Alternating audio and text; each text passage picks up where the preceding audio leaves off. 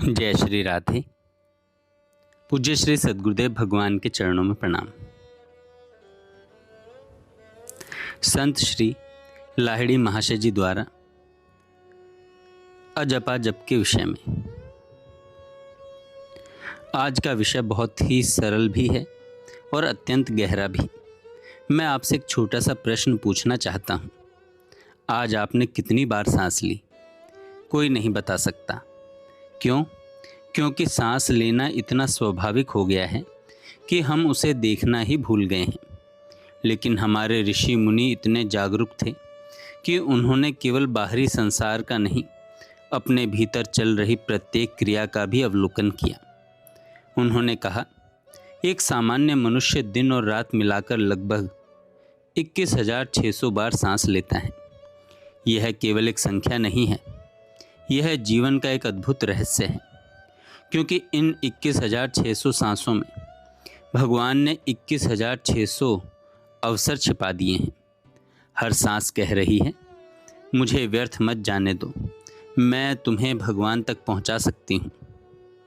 हम सोचते हैं सांस इसलिए चल रही है ताकि शरीर जीवित रहे, लेकिन संत कहते हैं यदि केवल शरीर को चलाना होता तो भगवान ने सांस के साथ प्राण क्यों जोड़ा? सांस केवल ऑक्सीजन नहीं है, यह ईश्वर की दी हुई जीवनी शक्ति है। इसलिए जब अंतिम सांस निकल जाती है तो वही शरीर जिसे कुछ देर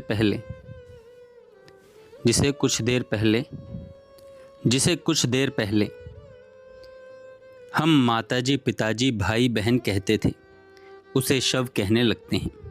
क्या बदल गया? शरीर तो वही है, केवल प्राण चला गया। यानी जीवन का आधार शरीर नहीं, प्राण है। भगवान हर सांस में साथ में है।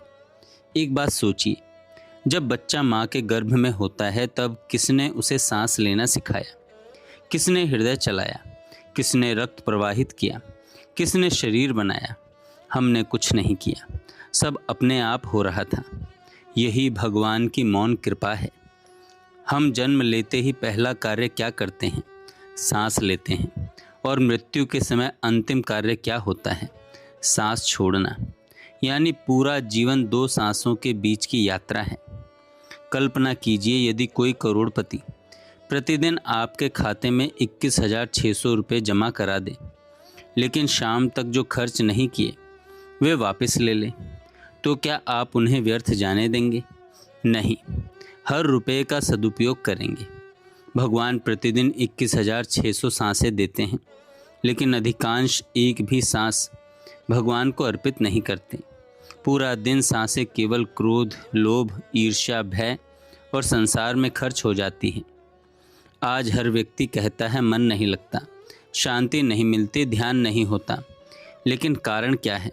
मन बार बार बाहर भागता है। संत कहते हैं मन को पकड़ने की कोशिश मत करो। मन से अधिक सरल साधन है सांस, क्योंकि मन और सांस का गहरा संबंध है। जब क्रोध आता है तो सांस तेज हो जाती है, भय आता है सांस रुक जाती है, जब प्रेम आता है सांस मधुर हो जाती है।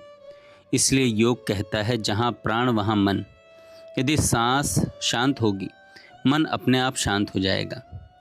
सज्जनों, जप क्या है? बहुत लोग माला फेरते हैं, बहुत लोग कीर्तन करते हैं, लेकिन जप केवल शब्द दोहराने का नाम नहीं है। जप का अर्थ है अपने मन को भगवान के नाम में डुबो देना।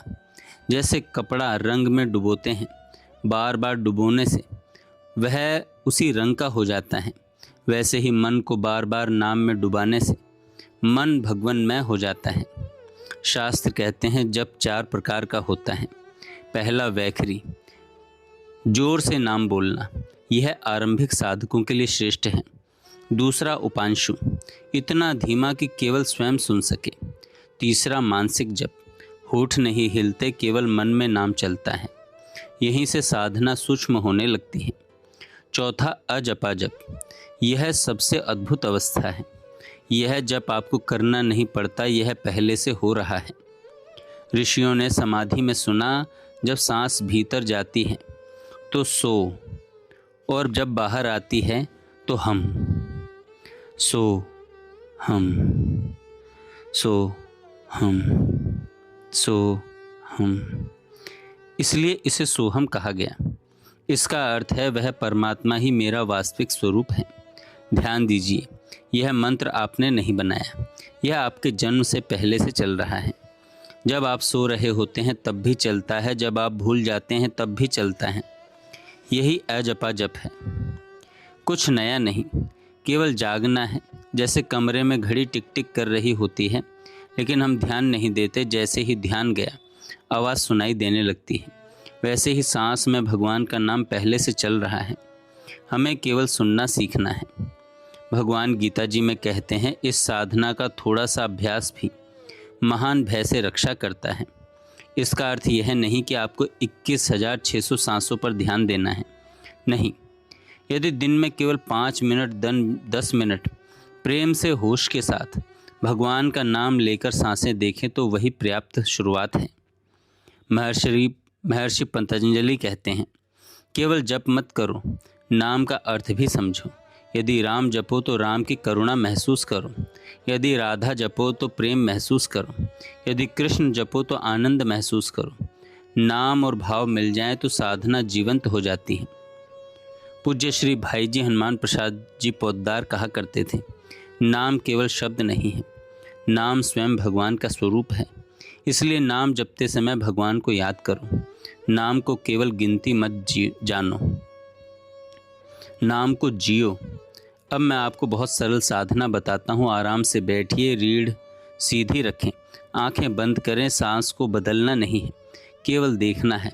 सांस भीतर जाए, मन में प्रेम से भाव करें, सो हम।